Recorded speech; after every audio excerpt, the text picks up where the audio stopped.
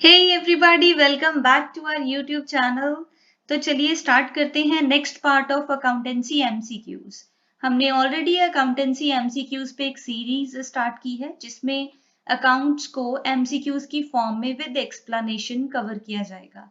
In case आपने previous video नहीं देखा तो आपको इसका लिंक डिस्क्रिप्शन बॉक्स में मिल जाएगा। तो चलिए करते हैं फिर start. First question is which of the following is not regarded as fundamental concept. इनमें से फंडामेंटल कॉन्सेप्ट कौन सा नहीं है? तो गोइंग कंसर्न कॉन्सेप्ट तो होता है, फंडामेंटल कॉन्सेप्ट है ये। इसके अकॉर्डिंग क्या है कि जो हमारा बिजनेस है वो एक इनडेफिनेट टाइम पीरियड के लिए चलता रहेगा। Second is separate entity concept, ये भी होता है। इसको हम बिजनेस एंटिटी कॉन्सेप्ट भी बोलते हैं। ठीक है, सेपरेट एंटिटी या फिर बिजनेस एंटिटी। इसके अकॉर्डिंग क्या है that business and businessman are two separate legal entities. Legally ये दोनों अलग अलग चीजें हैं, इसीलिए तो जब एक्सपेंसेस ऑफिस यूज के लिए होते हैं तो वो एक्सपेंडिचर होता है, एंड अगर एक्सपेंसेस पर्सनल यूज के लिए हैं तो वो ड्राइंग्स होता है। ठीक है, तो ये फंडामेंटल कॉन्सेप्ट है। हमसे पूछा गया कौन सा नहीं है, तो ये हमारा राइट ऑप्शन नहीं है। Third one is the prudence concept. Prudence is also known as conservatism. Conservatism के अकॉर्डिंग क्या होता है? Expect all the losses but not profits. जो भी हमें लगता है कि आने वाले टाइम में लॉसेस हो सकते हैं उनको हम कंसिडर करेंगे, लेकिन प्रॉफिट्स को नहीं कंसिडर करेंगे।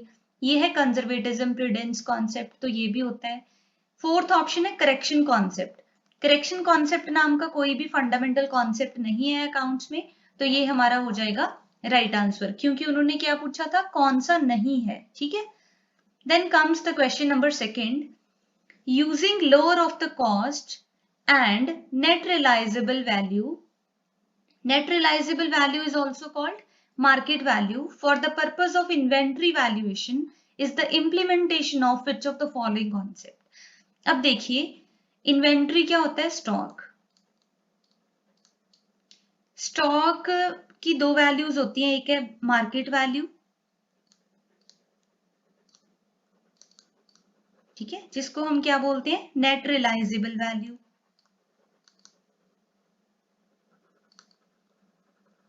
क्वेश्चन में भी मेंशन है, net realisable value is also called market value. अब उन्होंने क्या बोला? Using lower of cost.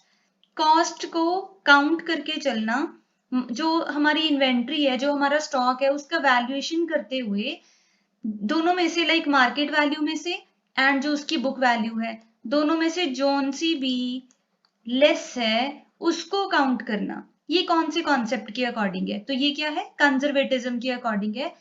That is also known as prudence concept. Means market value and book value whichever is less, ये historical cost method होता है। ठीक है, लेकिन हमसे पूछा गया कौन सा कॉन्सेप्ट है फॉलोइंग में से, तो हमारे पास historical cost की तो कोई ऑप्शन ही नहीं है। तो फर्स्ट ऑप्शन है हमारे पास द गोइंग कंसर्न। तो गोइंग कंसर्न के अकॉर्डिंग होता है कि जो बिजनेस है that will go on for a long time period, तो ये राइट आंसर नहीं है। सेपरेट यहाँ पे आ रहा था, सेपरेट लीगल एंटिटी। ठीक है, सेपरेट एंटिटी कॉन्सेप्ट के अकॉर्डिंग क्या होता है कि business and businessman two separate legal entities हैं, तो इसके बारे में कुछ बात नहीं हो रही। प्रूडेंस या फिर कंजर्वेटिज्म के अकॉर्डिंग क्या होता है कि जो भी हमारे लॉसेस होने वाले हैं उन सबको रिकॉर्ड किया जाएगा। ठीक है, अगर हमें लगता है कि जो हमारी कॉस्ट, जो हमारी स्टॉक की वैल्यू है वो कम हो रही है, तो उसे पहले ही रिकॉर्ड कर लिया जाएगा, क्योंकि उससे हमें लॉस हो जाएगा। ठीक है, जो भी एंटीसिपेटेड लॉसेस हैं वो सारे काउंट किए जाएंगे प्रूडेंस के अकॉर्डिंग, कंजर्वेटिज्म के अकॉर्डिंग। ठीक है, तो यही है हमारा राइट ऑप्शन। डी है मैचिंग कॉन्सेप्ट। मैचिंग के अकॉर्डिंग क्या होता है कि रेवेन्यूज एंड कॉस्ट एक पर्टिकुलर अकाउंटिंग ईयर के मैच करने चाहिए। Revenues and cost must be equal to each other in a particular accounting year, तो इसके बारे में कोई बात नहीं हो रही, तो ये भी हमारा राइट आंसर नहीं है। Next comes the question number third. इसको आप ध्यान से देखो। अच्छा, आप ऐसे भी कर सकते हो कि जब एमसीक्यूज चल रहे हैं तो आप अपना आंसर पहले ही दिमाग में सोच लो, वीडियो को पॉज करके अपना आंसर सोच लो, उसके बाद आप देखो कि आपका आंसर सही है या नहीं। एंड में साथ साथ एक्सप्लेन भी कर रही हूँ, लेकिन फिर भी अगर आपको कोई डाउट लगे तो आप कमेंट सेक्शन में पूछ सकते हो। ठीक है, I would like to answer your doubts. Okay, the concept of separate entity is applicable to which of the following types of business. Separate entity का कॉन्सेप्ट कौन से बिजनेस टाइप को के लिए एप्लीकेबल है? सोल प्रोप्राइटर में होता है, हाँ जी। कॉर्पोरेशन में होता है, बिल्कुल। पार्टनरशिप में, हाँ जी। तो इसका राइट आंसर आ जाएगा ऑल ऑफ देम। तो आप में से अब बहुत सारे बच्चे ये सोच रहे होंगे कि सोल प्रोप्राइटर में तो जो ऑनर एंड जो क्रेडिटर है वो एक ही चीज होती है, लाइक इसमें तो बिजनेस एंड बिजनेसमैन में कोई फर्क नहीं होता। तो मैं आप लोगों को एक चीज बता दूं, ये जो हम बात कर रहे हैं ना, the concept of separate entity, ठीक है, ये अकाउंटिंग पर्पस के हिसाब से है, ठीक है, for the purpose of accounting. यहाँ पे कुछ ऐसे लिखा हुआ है कि लीगल पर्पस के लिए नहीं। तो the concept of separate entity is applicable to all types of business, whether it is sole proprietorship, corporation, partnership or joint stock company. But keep in mind, it is applicable for accounting purpose. ये accounting purpose के लिए applicable है, not for legal purpose. ठीक है, legally नहीं है ये, legal purpose के लिए जो सेपरेट एंटिटी है वो सब पे एप्लीकेबल नहीं होता, लेकिन अकाउंटिंग पर्पस के लिए सेपरेट एंटिटी वाला कॉन्सेप्ट सभी के लिए एप्लीकेबल है, सोल प्रोप्राइटर के लिए भी, कॉर्पोरेशन के लिए भी, पार्टनरशिप के लिए भी। सो इसका राइट आंसर हो जाएगा ऑल ऑफ देम। इस चीज को आप ध्यान से रिवाइंड करके समझ लो, ये इंपॉर्टेंट है, प्रीवियस ईयर क्वेश्चन है ये। लाइक अब तक जितने भी अकाउंट्स के पेपर हुए हैं उनमें से मैंने ट्राई किया है कि प्रीवियस ईयर क्वेश्चंस को निकाल के चैप्टर वाइज सेग्रीगेट करके आपके लिए वीडियोस बनाई जाएं, ठीक है। तो सेपरेट एंटिटी का कॉन्सेप्ट सभी पे एप्लीकेबल है फॉर द अकाउंटिंग पर्पस, ये याद रखना, लीगल पर्पस के लिए नहीं है ये, ठीक है। Okay, next comes the question number 4th। The revenue recognition principle dictates that all types of income should be recorded or recognized when।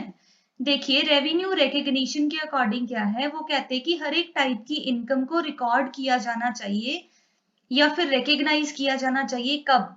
जब कैश रिसीव हो जाए? नहीं, रेवेन्यू रिकग्निशन के अकॉर्डिंग क्या होता है कि जब भी इनकम अर्न हो जाएगी तभी उसको रिकॉर्ड कर लिया जाएगा, ठीक है। जब भी रेवेन्यू रिकग्नाइज हो जाएगा तभी उसको रिकॉर्ड कर लिया जाएगा। At the end of the accounting period? जी नहीं, क्योंकि अकाउंटिंग पीरियड के इन बिटवीन भी तो हमें इनकम रिकग्नाइज हो सकती है ना। तो रियलाइजेशन के अकॉर्डिंग होता है जब इनकम रियलाइज हो जाए, रेवेन्यू रिकग्निशन के अकॉर्डिंग होता है जब हमें रेवेन्यू रिकग्नाइज हो जाए, जब रेवेन्यू अर्न हो जाए, चाहे वो रिसीव किया या फिर नहीं, that doesn't matter. Okay, third option है व्हेन दे आर अर्नड। हाँ जी, यही हमारा राइट आंसर है कि रेवेन्यू रिकग्निशन के अकॉर्डिंग इनकम को तभी रिकॉर्ड कर लिया जाएगा जब ये अर्न की जाएगी, ठीक है। Fourth is when interest is paid. अकेले इंटरेस्ट की तो कोई बात ही नहीं है इसमें, तो ये कैंसिल हो जाएगा। वैसे भी इनकम की बात हो रही है, इंटरेस्ट इज पेड, पेड तो पेमेंट तो एक्सपेंस होता है, ये तो बिल्कुल ही नहीं आएगा, ठीक है। Then comes the question number 5th। The allocation of owner's private expenses to his or her business violates which of the following। देखिए, वो कहते कि अगर ऑनर के प्राइवेट एक्सपेंसेस को भी एलोकेट किया जाए तो वो कौन सा प्रिंसिपल वायोलेट करता है। Violet means not follow, not abide. कौन सा प्रिंसिपल नहीं फॉलो होगा, ठीक है। Accrual concept? जी नहीं। Matching concept? बिल्कुल भी नहीं।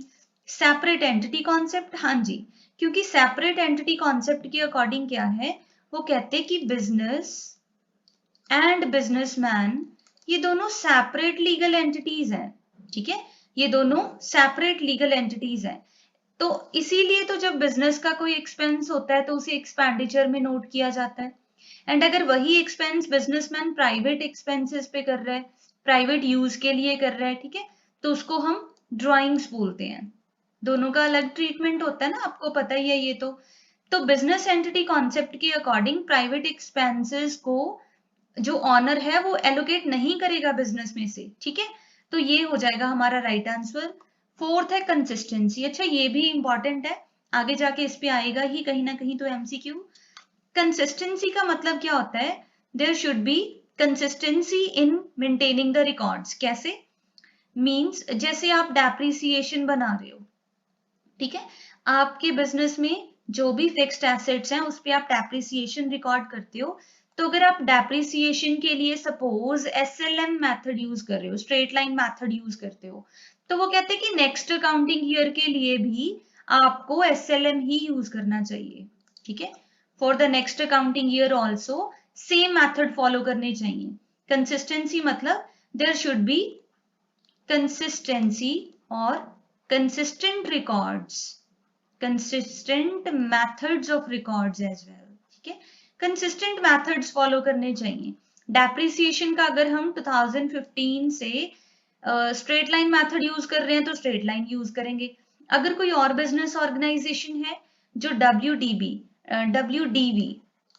Written down value method use कर रहा है तो वो यही मेथड यूज करेगा, ठीक है। इसे बोलते हैं कंसिस्टेंसी। तो इसकी तो कोई बात ही नहीं हो रही, लेकिन ऐसे ना प्रीवियस ईयर में एक MCQ आया हुआ था कि डेप्रिसिएशन पहले स्ट्रेट लाइन मेथड पे चार्ज की गई है एंड नेक्स्ट ईयर 2 साल के बाद क्या किया उन्होंने, WDV मेथड यूज कर लिया, तो कौन सा प्रिंसिपल वायोलेट हुआ, तो उसका आंसर बन जाएगा कंसिस्टेंसी, ठीक है। मैं साथ साथ आपको ऐसे और भी कई MCQs कवर करवा रही हूँ सो दैट आपको ज्यादा इंफॉर्मेशन मिल जाए, लेकिन फिर भी अगर आपको लगे कि कुछ डाउट्स हैं तो आप कमेंट सेक्शन में पूछ लेना, ठीक है।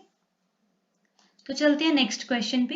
Question number 6, the going concern concept assumes that, going concern के अकॉर्डिंग क्या होगा, the entity continue running for foreseeable future. बिल्कुल, अगर लॉन्ग टर्म के लिए हम एज्यूम करते हैं कि हमारा जो बिजनेस है वो चलता रहेगा, वैसे आंसर तो यही है, लेकिन हम बाकी ऑप्शंस भी चेक कर लेते हैं because still we are in the preparation phase. अगर फाइनल पेपर होता तो हम टिक लगा के आगे चले जाते, राइट। तो अभी तो हम प्रेपरेशन कर रहे हैं, तो बाकी भी देखेंगे कि ये आंसर्स क्यों नहीं है। सेकेंड है the entity continue running until the end of the accounting period. बस एक अकाउंटिंग पीरियड के लिए चलेगी? जी नहीं, एक से कितने ज्यादा अकाउंटिंग पीरियड के लिए चलेगी, तो ये राइट ऑप्शन नहीं है। Next the entity will close it's operating in 10 years. क्यों भाई, 10 ईयर्स के बाद क्या हो जाएगा, तो ये भी गलत ऑप्शन है। The entity can't be liquidate है, ऐसी भी कोई बात नहीं है कि एंटिटी कभी लिक्विडेट ही नहीं हो सकती, लिक्विडेट की जा सकती है, लेकिन इसका गोइंग कंसर्न से कुछ मतलब नहीं है, ठीक है। तो ये भी रॉन्ग ऑप्शन है, option A will be the right answer. Okay, then comes the question number 7, which of the following is time span into which the total life of the business is divided for the purpose of preparing financial statements।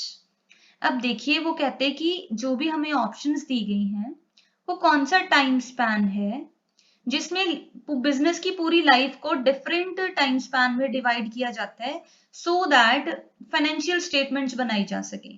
तो इसका answer क्या हो जाएगा, accounting period sorry. अब देखिए going concern के according क्या है कि जो हमारा बिजनेस है it will continue for indefinite period, long term के लिए चलता रहेगा। अब इस लॉन्ग टर्म को डिफरेंट टाइम स्पैन्स में डिवाइड कर लिया। कौन से टाइम स्पैन, 1 ईयर का time span, 1 year financial year की बात कर रहे हैं, ठीक है। फाइनेंशियल ईयर में इसको डिवाइड कर लिया। जैसे हमारा जो फाइनेंशियल ईयर है वो 1 अप्रैल से 31 मार्च तक का होता है, ठीक है। तो ऐसे इसको डिफरेंट फाइनेंशियल ईयर्स में डिवाइड कर लिया सो दैट फाइनेंशियल स्टेटमेंट्स बनाई जा सके। Financial statement, trading and P&L account, ठीक है, balance sheet, common size income statement and ये वो सारी चीजें बनाई जा सके, इसलिए अकाउंटिंग पीरियड में इसको डिवाइड कर लिया। ओके, अच्छा एक चीज और, फिस्कल ईयर क्या होता है, फिस्कल ईयर होता है जो जिसमें रेवेन्यू एंड एक्सपेंडिचर की बात होती है, गवर्नमेंट डिक्लेयर करती है फिस्कल ईयर, ठीक है। कैलेंडर ईयर आप सबको पता है, लाइक 1 जैन से 31 मार्च को कैलेंडर ईयर बोलते हैं। अकाउंटिंग पीरियड 1 अप्रैल टू 31 मार्च। जब हम अकाउंट्स पढ़ रहे हैं तो पीरियड को अकाउंटिंग के हिसाब से डिवाइड करेंगे ना, एक्रूअल कौन सा पीरियड होता है, ये तो होता ही नहीं है, ठीक है। चलिए आगे बढ़ते हैं, बड़े चलो। Question number 8, showing purchased office equipment in financial statements. हमने ऑफिस के लिए कोई इक्विपमेंट परचेज किया, उसको फाइनेंशियल स्टेटमेंट में प्रेजेंट कर दिया, is the application of which accounting concept. कौन सा अकाउंटिंग कॉन्सेप्ट कहता है कि जो भी हम कुछ भी एक्सपेंस कर रहे हैं वो हमें प्रेजेंट करना चाहिए, तो इसका राइट आंसर है मटेरियलिटी। पहले इसको ही समझते हैं क्या होता है। मटीरियलिटी का मतलब है कि जितनी भी कोई मटीरियल इंफॉर्मेशन है, मटीरियल इंफॉर्मेशन मींस जो भी आपको लगता है कि यूजफुल इंफॉर्मेशन है, किसके लिए? फॉर द इन्वेस्टर्स, कोई भी हो सकते हैं, users of accounting, I must say for the users of accounting statements, जो भी हमारी अकाउंटिंग स्टेटमेंट्स हैं उसके यूजर्स के लिए जो भी यूजफुल इंफॉर्मेशन है जो उनके इन्वेस्टमेंट डिसीजन को इम्पेक्ट कर सकती है। ठीक है, आप सपोज इन्वेस्टर हो, आपका जो भी इन्वेस्टमेंट डिसीजन है अगर वो इम्पेक्ट हो सकता है, कोई भी ऐसा एक्सपेंस किया है हमने, तो वो इंफॉर्मेशन हमें दिखानी होगी इन द फाइनेंशियल स्टेटमेंट्स। वो सारी material information that can impact the decision of the users of accounting, okay, users of financial statements, तो वो प्रेजेंट की जाएगी, उसे बोलते हैं मटीरियलिटी। तो ये इसका राइट आंसर है। ऑफिस इक्विपमेंट परचेज किया, हो सकता है हमने बहुत कॉस्टली इक्विपमेंट परचेज किया हो जिसकी वजह से हमारी एसेट लायबिलिटीज इंपैक्ट हो जाएं, तो हमें प्रेजेंट करनी पड़ेगी ये इंफॉर्मेशन। तो ये क्या हो जाएगा अकॉर्डिंग टू मटीरियलिटी कॉन्सेप्ट। बाकी के ऑप्शन देख लेते हैं क्यों नहीं है। इससे पहले मैं ये इरेज कर दूं सो दैट लिखने के लिए थोड़ी आसानी हो जाए। ठीक है, अब देखिए फर्स्ट ऑप्शन क्या था हमारा, historical concept, historical cost concept. Historical cost convention है वैसे ये, इसके अकॉर्डिंग क्या होता है कि जैसे क्लोजिंग स्टॉक है ना, ये इसका एक्सेप्शन है कि हिस्टोरिकल कॉस्ट पे ही रिकॉर्ड की जाएंगी सारी चीजें, लेकिन इसकी ना एक एक्सेप्शन है जिसपे एमसीक्यू आ जाता है, तो मैं यहीं पे बता ही देती हूँ। ठीक है, जो क्लोजिंग स्टॉक है ना, क्लोजिंग स्टॉक वैसे तो जो सारी एसेट्स हैं वो बुक वैल्यू पे रिकॉर्ड की जाती हैं, हिस्टोरिकल कॉस्ट मतलब बुक वैल्यू रिकॉर्ड की जाएगी एसेट्स की। ठीक है, लेकिन इसका एक एक्सेप्शन है कि जो क्लोजिंग स्टॉक है ना वो market value and book value, market value और book value whichever is less, दोनों में से जो भी कम वैल्यू है उसको रिकॉर्ड किया जाएगा। ठीक है, ध्यान से सुन लो, हिस्टोरिकल कॉस्ट के अकॉर्डिंग क्या होता है कि जो भी एसेट्स हैं वो हिस्टोरिकल कॉस्ट मतलब जितने में परचेज किए हैं बुक वैल्यू पे रिकॉर्ड की जाएंगी। लेकिन इस कन्वेंशन का एक एक्सेप्शन है। एक्सेप्शन क्या है? Closing stock. वो कहते हैं कि जो क्लोजिंग स्टॉक है ना वो market value and book value दोनों में से जो वैल्यू लेस होगी उस पर रिकॉर्ड किया जाएगा। ठीक है, ये भी इसके अकॉर्डिंग है। नेक्स्ट है प्रूडेंस। प्रूडेंस मैंने आपको बताया ही था, कंजर्वेटिज्म होता है। ठीक है, expect for all losses but anticipate no profits, ये आप याद रख लो, काम आएगा आपके। ठीक है, expect for all losses but anticipate no profits, ये इसकी टैगलाइन ही समझ लो आप। ठीक है, तो ये है प्रूडेंस, तो ये भी इसका राइट आंसर नहीं है। मैचिंग कॉन्सेप्ट तो मैंने बहुत ही बारी बता दिया, एक बारी फिर से बता देती हूँ। मैचिंग कॉन्सेप्ट के अकॉर्डिंग क्या है कि जो रेवेन्यू एंड कॉस्ट है वो मैच करने चाहिए। ठीक है, revenues must be equal to cost एक पर्टिकुलर अकाउंटिंग ईयर के। तो हमसे तो ये पूछा था कि हमने ऑफिस इक्विपमेंट परचेज किया है, इसको प्रेजेंट किया है हमने फाइनेंशियल स्टेटमेंट में, तो ये कौन सा कॉन्सेप्ट है? तो इसका राइट आंसर क्या हो जाएगा? मटीरियलिटी। ओके, इसके अकॉर्डिंग है ये आंसर। ओके, बढ़े आगे, चलिए क्वेश्चन नंबर 9th। मैं सोच रही हूँ 10 क्वेश्चन कर लेते हैं, है ना, क्योंकि एक्सप्लेनेशन के साथ वीडियोस बड़े लंबे हो जाते हैं। बाकी आप प्लीज कमेंट सेक्शन में बताओ आपको कैसे लग रहे हैं ये वीडियोस। अगर आपको अच्छे लगे तो ये फर्स्ट लेवल है अभी, इसमें मैंने थोड़े ठीक ठाक से क्वेश्चंस लिए हैं। अगर आप लोगों का रिस्पॉन्स अच्छा रहा तो हम थोड़े नेक्स्ट लेवल के क्वेश्चंस लेंगे। ठीक है, एंड प्रीवियस ईयर जो भी पेपर है आई विल ट्राई कि वो एग्जैक्ट पीडीएफ ही आपके साथ डिस्कस हो जाए। तो क्वेश्चन नंबर 9th है, information about an item is dash if its omission or misstatement might influence the financial decision of the users taken on the basis of that information। डरो मत इतना ज्यादा क्या बोल दिया, सुनो ध्यान से। वो कहते कोई भी ऐसी इंफॉर्मेशन, किसी भी आइटम की कोई ऐसी इंफॉर्मेशन अगर उसे लिखना भूल जाए, ओमिशन मतलब रिकॉर्ड करना ही भूल जाए, या फिर उसकी मिस स्टेटमेंट हो जाए, उसको गलत रिकॉर्ड कर लें, तो वो फाइनेंशियल डिसीजन को इम्पेक्ट कर सकती है। किसका फाइनेंशियल डिसीजन? यूजर्स का। जो हमारी अकाउंटिंग इंफॉर्मेशन के यूजर्स हैं, इंटरनल एंड एक्सटर्नल, अगर उनका डिसीजन इम्पेक्ट होता है किसी ऐसी इंफॉर्मेशन के लिए, तो वो इंफॉर्मेशन हमारे लिए क्या है, तो वो इंफॉर्मेशन मटेरियल है। ठीक है, मटेरियलिटी कॉन्सेप्ट क्या कहता है, पढ़ा था ना अभी हमने, अगर आपने ध्यान से सुना वीडियो तो ये तो बहुत इजी होगा आपके लिए।